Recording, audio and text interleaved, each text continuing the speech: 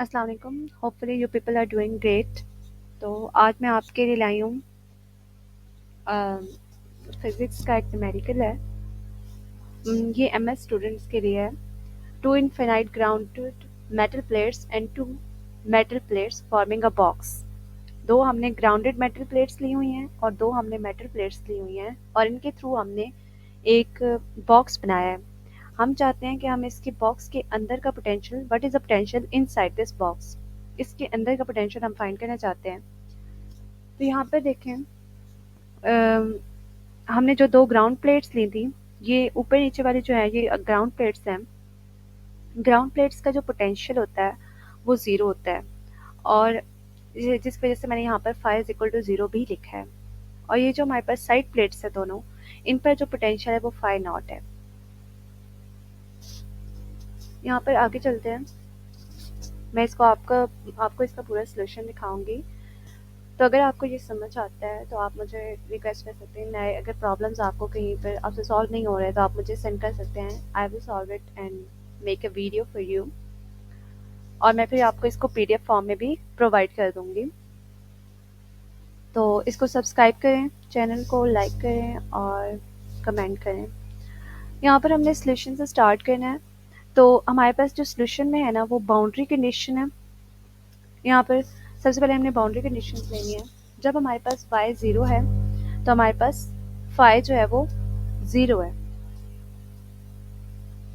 यहाँ पर जब इस जगह पर ये वाली जो नीचे वाली ग्राउंड स्टेट है, ग्राउंडेड प्लेट है, यहाँ पर y ज़ीरो है और यहाँ पर जो फाई है वो भी ज़ीरो है क्योंकि ग्राउंडेड प्लेट है तो पोटेंशियल इसका ज़ीरो होगा। यहाँ पर चले जाएं तो ये पॉइंट जो है इसको मैं लिखना भूल गई हूँ। ये पॉइंट ए है। ये जो पॉइंट है आपको शो हो रहा होगा, ये पॉइंट जो है ये ए है और यहाँ पर जो पोटेंशियल है वो क्या होगा, phi is equal to zero क्योंकि ऊपर अपर प्लेट भी यहाँ पर है, यहाँ पर भी फाई ज़ीरो होगा। ये जो जगह है ना वाई इज सॉरी एक्स, ये एक्स पार्ट है। तो एक्स पर जो हमारे पास X is equal to minus B पर हमारे पास पोटेंशियल जो है वो फाई नॉट है। X is equal to B पर भी पोटेंशियल फाई नॉट है। अगर आप यहाँ पर देखें माइनस बी और प्लस बी, तो ये हमारे पास सिमेट्रिक है ना। इस साइड पे भी phi is equal to zero, oh sorry phi naught है और इस साइड पे भी फाई नॉट है। तो जो सिमेट्रिक होता है ना, हमने एक्चुअली लेना ही उसे है। और सिमेट्रिक जो है वो कॉज फंक्शन जो होता है वो सिमेट्रिक होता है। चलिए ये नेक्स्ट मैं आपको दिखाती हूँ। ये हमारे पास बाउंड्री कंडीशंस हैं और हम पिछले प्रॉब्लम से देख सकते हैं। अगर आपने पिछला प्रॉब्लम नहीं किया हुआ इससे पहला, तो वो भी आप मुझे बता दीजिएगा, मैं उसकी भी वीडियो बना दूँगी। यहाँ पर ये फाई जो है ये दो वेरिएबल्स का फंक्शन है, x into x and y into y. ये सेपरेशन ऑफ वेरिएबल से सॉल्व हो रहा है। और हमारे पास जो फाई है वो हम क्या लेंगे। अब चूंकि y is equal to zero, y is equal to a, x is equal to b and x is equal to minus b, तो हमने पीछे चार इक्वेशंस पढ़ी हैं। उनके मुताबिक हमारे पास यहाँ पर जो है वो कॉस हाइपरबोला फंक्शन इस्तेमाल होंगे और साइनोसाइडल फंक्शंस इस्तेमाल होंगे। तो यहाँ पर जो है हाइपरबोलिक फंक्शन है हम चूज़ करेंगे और साइनोसाइडल फंक्शन चूज़ करेंगे।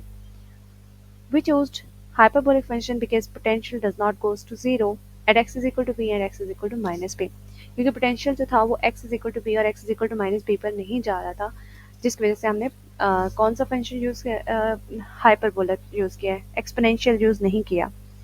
फिर हमने y is equal to zero और y is equal to a था ना कंडीशंस में, तो हमने कौन सा यूज़ किया, हमने जो है वो फंक्शन साइनोसाइडल इस्तेमाल किया है, एक्सपोनेंशियल फंक्शन इस्तेमाल नहीं किया। ये साइनोसाइडल फंक्शन है ना,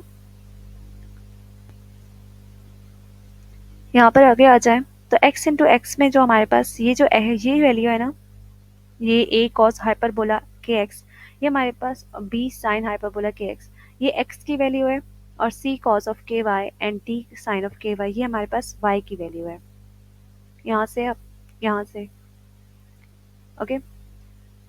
तो यहाँ पर आगे अगर चलते हैं तो यहाँ पर जो x है ना उसमें भी हम दो फंक्शंस हैं, एक साइन हाइपरबोला है, कॉस हाइपरबोला है। तो जो x है उसमें हम मेरे पास x जो है वो सिमेट्रिक फंक्शन है और इवन फंक्शन है। तो कॉस जो होता है वो इवन होता है और साइन जो होता है वो इवन नहीं होता, वो एंटी सिमेट्रिक होता है। तो यहाँ पर हम कॉस को रहने देंगे और साइन को हम एलिमिनेट कर देंगे। तो हमारे पास जो इक्वेशन 1 है वो कुछ इस फॉर्म में आ जाएगी। सही है। इससे आगे जाएं तो हम अब फर्स्ट बाउंड्री कंडीशन अप्लाई करेंगे। फर्स्ट बाउंड्री कंडीशन में हमारे पास क्या था, y is equal to 0 and phi is equal to 0 at y is equal to 0 potential is 0। ऐसे ही था क्योंकि हमारे पास ग्राउंड प्लेट थी तो पोटेंशियल 0 था। At y is equal to 0 अगर हम यहाँ पर ये y 0 पुट करें इस इक्वेशन की इन टर्म्स में जहाँ पर y है, तो ये हमारे पास 1 हो जाएगा और ये हमारे पास 0 हो जाएगा, जहाँ पर मैंने शो भी किया। जब हम सब्स्टिट्यूट करते हैं तो यहाँ पर अगर मैं कॉज ऑफ के वाई की वैल्यू 1 पुट करती हूँ और साइन के वाई की वैल्यू मैं 0 पुट करती हूँ, तो मेरे पास बच के आ जाता है cos hyperbola K x E is equal to 0, क्योंकि ये फाई जो है वो 0 है at y is equal to 0। जब हमने वाई पुट किया है तो यहाँ पर अब देखिए कॉज हाइपरबोला तो 0 नहीं हो सकता ना, तो हमारे पास कौन सी चीज़ 0 होगी, ई 0 होगा। एक्चुअली हमने ये वेरिएबल्स फाइंड करे हैं, ई एफ ये सारे। अब ई तो 0 हो गया, अब हमें एफ फाइंड करना है ना।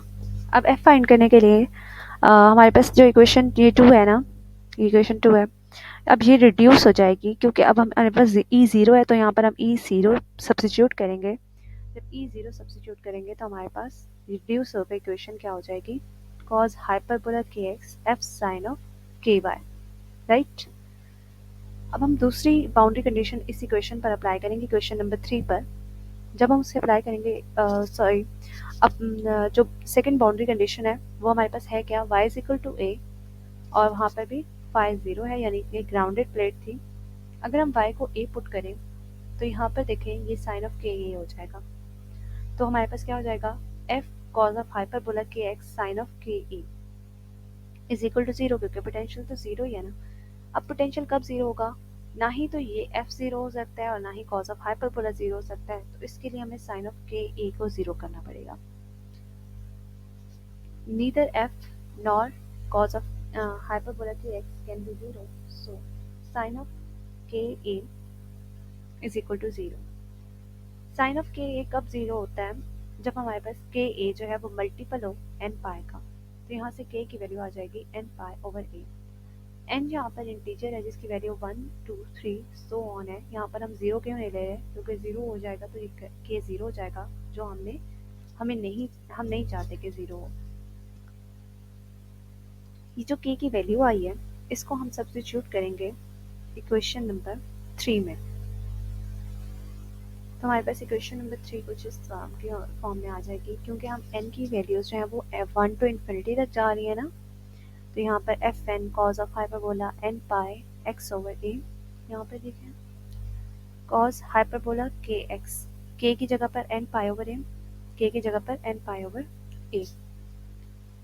इस सब्स्टिट्यूशन के बाद हमने क्या करना है इसमें, यहाँ पर चले जाएं। हाँ, ये जो इक्वेशन आएगी ना इस पर हमने अप्लाई करनी है third boundary condition on equation number 4। Third boundary condition हमारे पास क्या थी, x is equal to A, x is equal to B, phi is equal to phi naught. दो मेटल की प्लेट्स थी तो उनके हमारे पास पोटेंशियल क्या होता है, फाई नॉट। यहाँ पर अगर मैं फाई की जगह पर फाई नॉट सब्स्टिट्यूट करूँ और x की जगह पर b सब्स्टिट्यूट करूँ ऊपर वाली इक्वेशन में, तो मेरे पास कुछ इक्वेशन इस तरह की बन जाती है। इस इक्वेशन पे मैं फोरियर ट्रिक इस्तेमाल करूँगी। फोरियर ट्रिक हमारे पास हमने इससे पिछले एग्जाम्पल में भी इस्तेमाल की है। तो यहाँ पर फोरियर ट्रिक कौन सा है कि यहाँ पर हम ना दोनों साइडों को, इस दोनों साइड पर sine N prime pi Y divide by A से मल्टीप्लाई कर दें, तो हमने ऐसे ही किया और फिर इंटीग्रेट कर दिया 0 टू ए पर। ये जो चीज़ें थी, ये जो टर्म्स थी, ये हमारे पास y पे डिपेंडेंट नहीं थी, तो हमने इनको इंटीग्रल से बाहर निकाल दिया।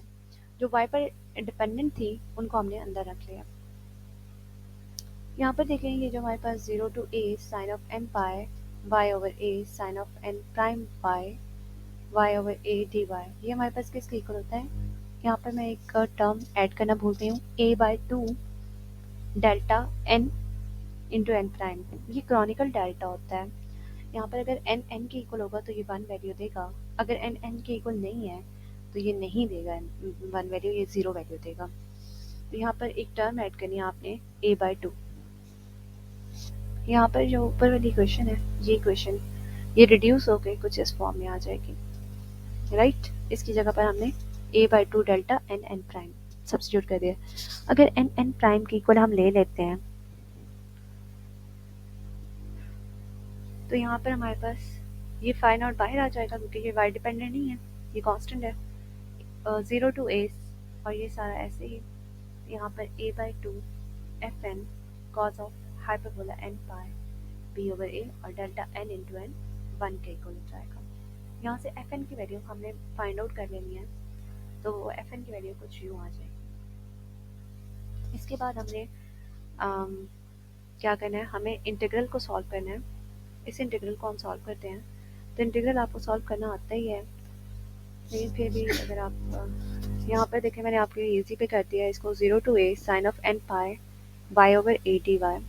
यहाँ पर मैंने n पाई ओवर a को हमने सब्स्टिट्यूशन किया है, इसकी u के इक्वल सब्स्टिट्यूट किया है, du हमने फाइंड कर लिया यहाँ से, और dy is equal to a over n pi du के इक्वल हो गया। यहाँ पर जब सब्स्टिट्यूशन किया है तो ये साइन ऑफ u की आपको इंटीग्रेशन आती होगी, माइनस कॉज ऑफ u को मैंने दोबारा से u की वैल्यू यहाँ पर सब्स्टिट्यूट की है, और यहाँ पर अपर लिमिट और लोअर लिमिट सब्स्टिट्यूट किए हैं, पुट किए हैं, और फिर हमारे पास कुछ इस तरह से बन गया, राइट। ये जो हमारे पास इंटीग्रल की वैल्यू आई है, इसको fn की वैल्यू में सब्स्टिट्यूट करें, यहाँ पर इस जगह पर ये सब्स्टिट्यूट करें, तो हमारे पास इक्वेशन कुछ यूँ बन जाएगी। यहाँ पर a से a कैंसिल हो जाएगा और रिड्यूस होकर हमारे पास fn की वैल्यू ये आ जाएगी। यहाँ पर जो है ना 1 minus cos of n pi जो है ना, वो हमारे पास 2 देगा जब n जो है वो ऑड होगा, और हमारे पास cos of 1 minus cos of n pi जो है वो 0 आंसर देगा अगर n इवन हो जाए। fn जो है ना, अब हमारे पास क्या हो जाएगा, क्योंकि हम 0 तो वैल्यूज़ लेंगे नहीं, हम तो सिर्फ ऑड वैल्यूज़ फिर लेंगे ना, जिसमें हमें कोई आंसर तो मिल रहा है ना। Let me take some water.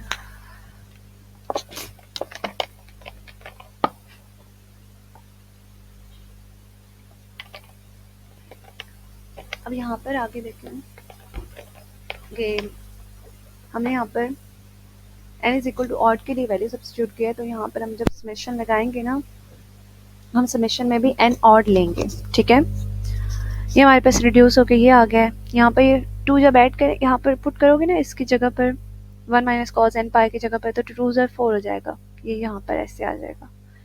Put the value of fn is in equation number 4। Equation number 4 में fn की वैल्यू पुट करो, phi into x y is equal to summation n is equal to 1 to infinity.